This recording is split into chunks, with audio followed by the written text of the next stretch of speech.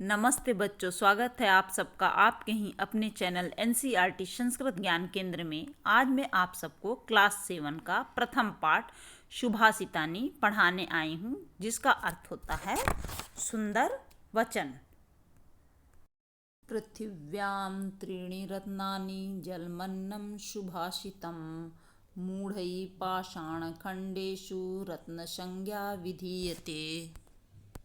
व्याम यानी पृथ्वी में, त्रीणी यानी तीन या थ्री, रत्नानि यानी होता है प्रीशियस थिंग्स या कीमती वस्तु, जलमन्नम यानी होता है, ये दो शब्दों से मिलकर के बना हुआ है, जल धन अन्नम, जल यानी पानी, अन्नम यानी भोजन खाना, शुभाषितम यानी सुंदर वचन, मूढ़ यानी मूर्ख, पाषाण खंडेशु, पाषाण यानी पत्थर, खंडेशु यानी टुकड़े, रत्न संज्ञा यानी रत्न का नाम दिया जाता है, विधीयते यानी समझा जाता है।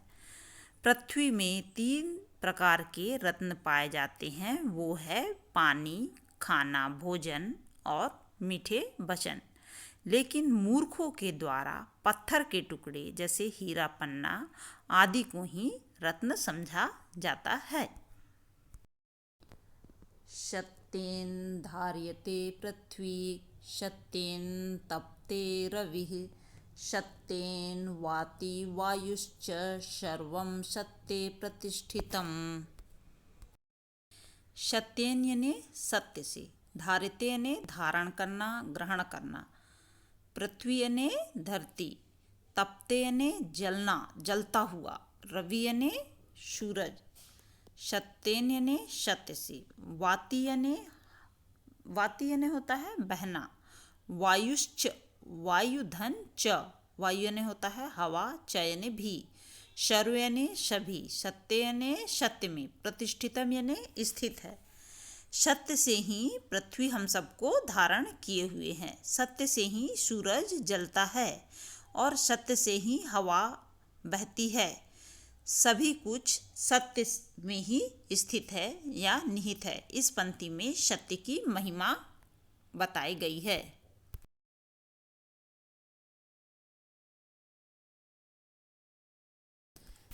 दाने तपसी शौर्ये च विज्ञाने विनयने, विस्मयो नाहि कर्तव्यो बहुरत्ना वसुंधरा। दाने यानी दान में, तपसी यानी तपस्या में, शौर्य यानी बल में, च यानी और, विज्ञाने यानी विज्ञान में, विनय यानी विनम्रता में, नय यानी नीति में, विस्मय यानी आश्चर्य, न यानी नहीं, कर्तव्य यानी कर्तव्य, बहुरत्ना यानी विभिन्न प्रकार के रत्नों से, वसुंधरा यानी पृथ्वी। हमें कभी भी दान में, तपस्या में, शौर्य में और विज्ञान में, विनम्रता में, नई नीति में आश्चर्य नहीं करना चाहिए। ये हमारा कर्तव्य नहीं है, क्योंकि पृथ्वी जो है बहुत प्रकार के रत्नों से भरी हुई है। सद्भिर्यो सहासित सद्भिः कुर्वीत संगीतम, सद्भिर्वादं मैत्रीं च नासद्भिः किंचिदाचरेत्।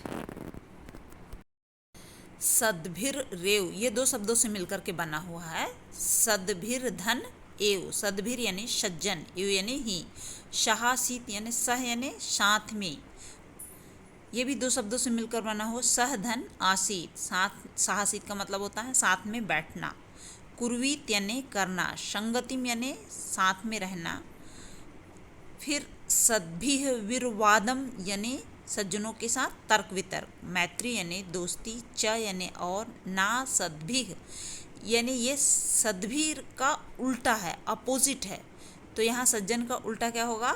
दुर्जन, दुष्ट लोग। किंचिदाचरेत यानी होता है किसी भी तरह का आचरण।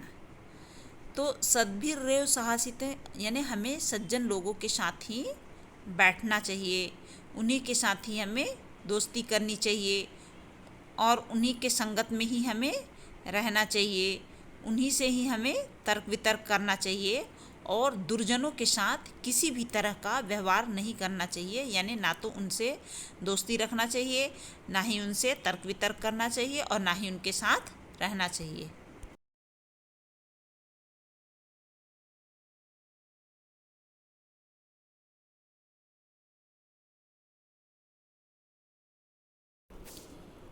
धन धान्य प्रयोगेषु विद्याः संग्रहेषु च आहारे व्यवहारे च त्यक्यत लज्जः सुखी भवेत्। धन धान्य प्रयोगेषु, धन यानी होता है पैसा, धान्य यानी होता है अनाज, प्रयोगेषु यानी होता है प्रयोग करने या यूज़ करने, विद्या यानी ज्ञान या विद्या, संग्रहेषु यानी संचय करना या संग्रह करना, च यानी और, आहार यानी होता है भोजन, व्यवहार यानी होता है बातचीत व्यवहार, च यानी और, त्यक्यत लज्जा, लज्जा यानी होता है संकोच करना शर्म करना, त्यक्यत यानी त्यागने में, सुखी यानी खुश, भवेत यानी होते हैं। जो लोग धन दौलत के प्रयोग करने में, विद्या के संचय करने में, भोजन करने में और व्यवहार करने में लज्जा का त्याग कर देते हैं, वही लोग सुखी होते हैं। क्षमा वशीकृतिर्लोके क्षमया किं न साध्यते शांति खड्गः करे यस्य किं करिष्यति दुर्जनः। क्षमा वशीकृत तिर्लोके, ये दो शब्दों से मिलकर के बना हुआ है, क्षमा वशीकृत और लोके। लोके का अर्थ होता है संसार, क्षमा का अर्थ होता है माफी, वशीकृत का अर्थ होता है अपने वश में करना, क्षमा यानी क्षमा, किम यानी क्या, न यानी नहीं, साध्यते यानी संभव, शांति खड्ग यानी, खड्ग यानी होता है तलवार और शांति खड्ग यानी होता है शांति की तलवार, करे यानी हाथ में, यश यानी जिस व्यक्ति, किम यानी क्या, करिष्यति यानी कर सकता है, दुर्जना यानी दुष्ट व्यक्ति। क्षमा वशी, माफ़ी के द्वारा हम इस संसार को अपने वश में कर सकते हैं, हम जो लोगों को अपनी ओर आकर्षित कर सकते हैं और क्षमा के द्वारा ही हर काम को संभव किया जा सकता है, हर काम को साधा जा सकता है।